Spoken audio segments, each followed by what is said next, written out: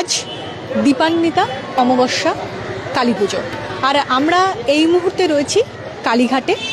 কালীঘাট হচ্ছে 51 শক্তিপীঠের অন্যতম। কথিত আছে যে সতীর ডান পায়ের আঙুল পড়েছিল কালীঘাটে।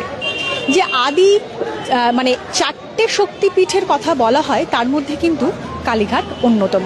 আপনারা দেখতেই পাচ্ছেন যে প্রচুর মানুষ এসেছেন, তারা কিন্তু পুজো দেবেন।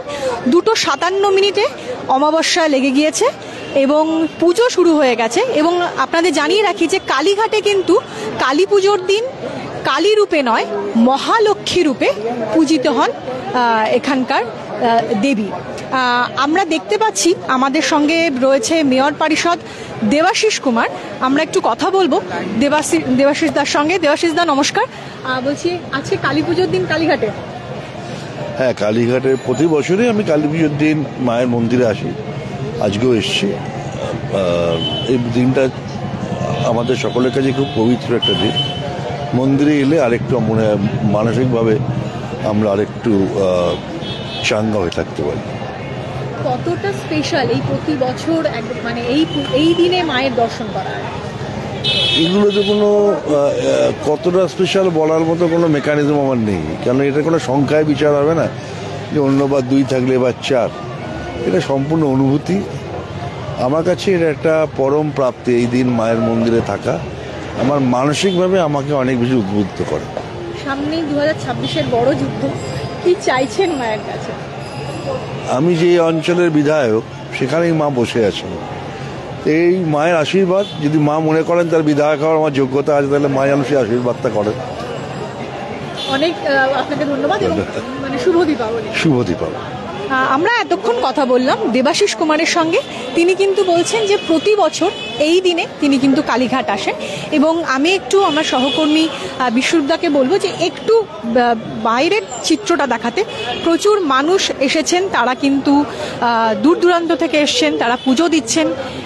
এই যে মন্দিরের গেট রয়েছে, সেখানে আমরা দেখতে পাচ্ছি প্রচুর মানুষ, তারা অপেক্ষা করছেন, কেউ পুজো দিয়ে বেরোচ্ছেন এবং পুলিশি প্রহরা কিন্তু আমাদের নজরে পড়ছে। আমরা একটু কথা বলবো, তারা কোথা থেকে এসছেন তারা একটু জানার চেষ্টা করব।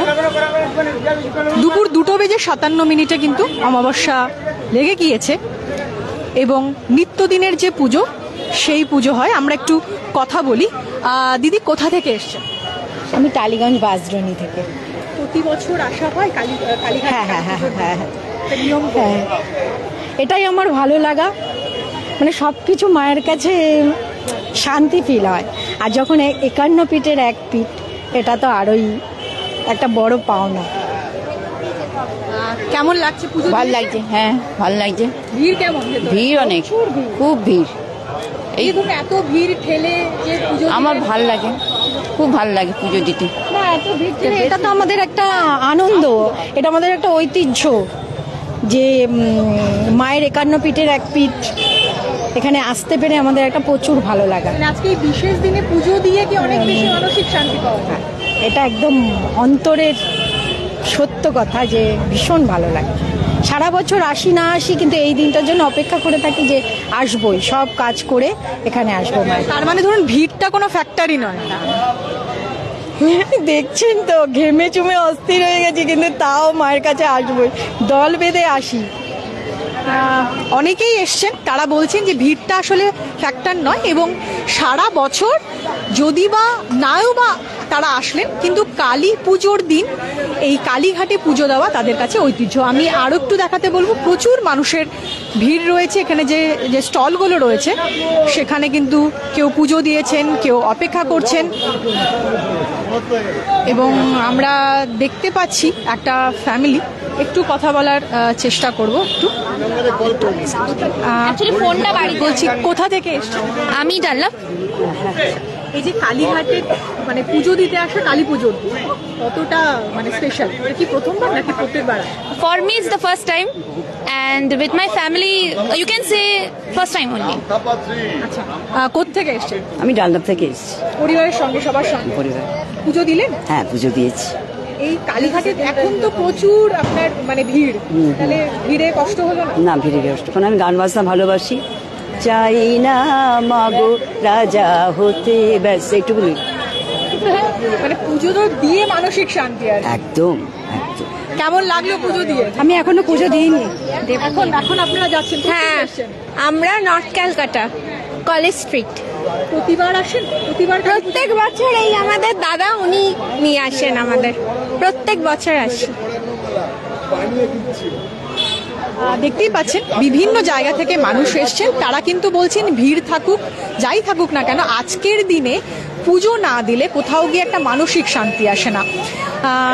এই যে মন্দির, যে পুরনো মন্দির, সেটা কিন্তু সংস্কার হয়েছে এবং রিসেন্টলি অনেক কাজ হয়েছে, সংস্কার হয়েছে এই মন্দিরের। তবে যদি আমি একটু পুরনো কথাতে ফিরে যাই, যে কালীঘাটের যদি পুরনো কথাতে ফিরে যাই, তাহলে কিন্তু যে কালীঘাট 1200 থেকে 1500 শতাব্দীর মধ্যে লেখা বিভিন্ন হিন্দু পুরাণে রয়েছে কলিকাতা কথা। সেখানে বলা হয়েছে যে কালী পুজোয় কিন্তু একটা সময় নরবলি হতো এবং নদী নালা জলা জঙ্গলে ভর্তি এই এলাকায় এই দেবী মূর্তি প্রতিষ্ঠা হয়। 2 বর্গমাইল বিস্তৃত ত্রিভুজাকৃতি এই অঞ্চল সভ্যতার আলোর খানিক আড়ালে ছিল। হিংস্র পশু, বিষাক্ত সাপে ভরা ছিল এই জায়গা। জেলে, বাগদি, মৎস্যজীবী, শিকারী, ব্যাধ এবং তান্ত্রিকেরাই এই দেবীর পুজো করতেন বলে শোনা যায়। 1945 সালে লেখা মনসামঙ্গল কাব্যে কলিকাতা ও কালীঘাট দুইয়ের নাম রয়েছে। 1600 শতকের শেষ দিকে লেখা চণ্ডীমঙ্গলে রয়েছে কালীঘাট মন্দিরের কথা। চণ্ডীমঙ্গল কাব্যের সওদাগর এসেছিলেন কালীঘাটে মা কালীর চরণ স্পর্শ করতে। কালীঘাটের কালীকে জঙ্গলে আড়াল থেকে সবার সামনে তুলে আনেন রাজা বসন্ত রায়। তার চেষ্টাতেই কালীঘাটের প্রথম মন্দির তৈরি হয়। আর এখনকার যে মন্দির আপনারা দেখতে পাচ্ছেন, সেটা প্রতিষ্ঠা করেন সাবর্ণ রায়চৌধুরীর পরিবারের সন্তোষ রায়চৌধুরী। কালীঘাটের পুরনো ছোট মন্দির ভেঙে তিনি নতুন মন্দির শুরু করেন, সেটি ছিল 1806 খ্রিস্টাব্দ। এবং পুরাণে কথিত রয়েছে যে 51 পীঠের অন্যতম পীঠ, শক্তিপীঠ এই কালীঘাট, এবং দেবী সতীর ডান পায়ের আঙুল পড়েছিল। আপনারা দেখতেই পাচ্ছেন, আমরা দরজা নম্বর 2 এর সামনে রয়েছি এবং প্রচুর মানুষ তারা কিন্তু পুজো দিয়ে বেরোচ্ছেন। এবং কালীঘাটের কালী পুজোর দিন কালীঘাটে কিন্তু দেবীকে মহালক্ষ্মী রূপে পুজো করা হয়। অনেকেই জানেন না, তারা হয়তো জানেন যে কালী পুজোর দিন কালী রূপে পুজো করা হয় না, মহালক্ষ্মী রূপে পুজো করা হয় দেবীকে। আজ দুপুর 2:57 অমাবস্যা তিথি পড়ে গিয়েছে এবং আপনারা দেখতেই পাচ্ছেন যে প্রচুর মানুষ আসছেন, তারা পুজো দিচ্ছেন। এবং 51 পীঠের অন্যতম শক্তিপীঠ, আমরা বিভিন্ন মানুষের সাথে কথা বললাম, তারা কিন্তু বলছেন যে কালী পুজোর দিন, দীপান্বিতা অমাবস্যার দিন এই শক্তিপীঠে পুজো দেওয়া তাদের কাছে একটা ঐতিহ্য। যতই ভিড় হোক, যতই মানে ভিড় ঠেলাঠেলি হোক না কেন, তাদের কাছে এই দিনটা পুজো না দেওয়াটা তারা সেটা পারবেন না। তাই কোনো না কোনোভাবেই তারা কিন্তু এই মন্দিরে ছুটে আসেন এবং নিজেদের মনস্কামনা জানান। আমরা যেমন সাধারণ মানুষের সাথে কথা বললাম, আমরা বিধায়ক, মেয়র পরিষদ দেবাশিস কুমারের সাথেও কথা বললাম। আপনারা এই মুহূর্তে দেখতে পাচ্ছেন কালীঘাটের বাইরের ছবি। প্রচুর মানুষ ডালা নিয়ে তারা রয়েছেন, বিভিন্ন মানুষ রয়েছেন, তারা পুজো দিতে এসছেন।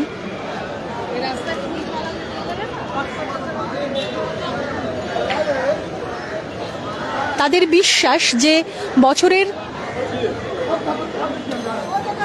সময় তারা আসতে পারেন বা না পারেন, এই দীপান্বিতা অমাবস্যায় তারা যদি এখানে পুজো দেন তাহলে একটা মানসিক শান্তি পাওয়া যায় এবং মনের ইচ্ছা দেবী অবশ্যই পূরণ করেন। সেই টানে সাধারণ মানুষ আসেন এবং দেবীর যে আজকের যে রাতের ভোগ, সেটা কিন্তু আমরা যেটা জানি যে হারান মাঝির যে দোকান, যে শতবর্ষ পুরনো যে দোকান, সেখানকার চ্যাপ্টা রসগোল্লা মানে মিষ্টি মুখ করিয়ে মাকে শোয়ানো হয়। সকলকেই শুভ দীপাবলি। আলোর যে উৎসব সকলের ভালো কাটুক।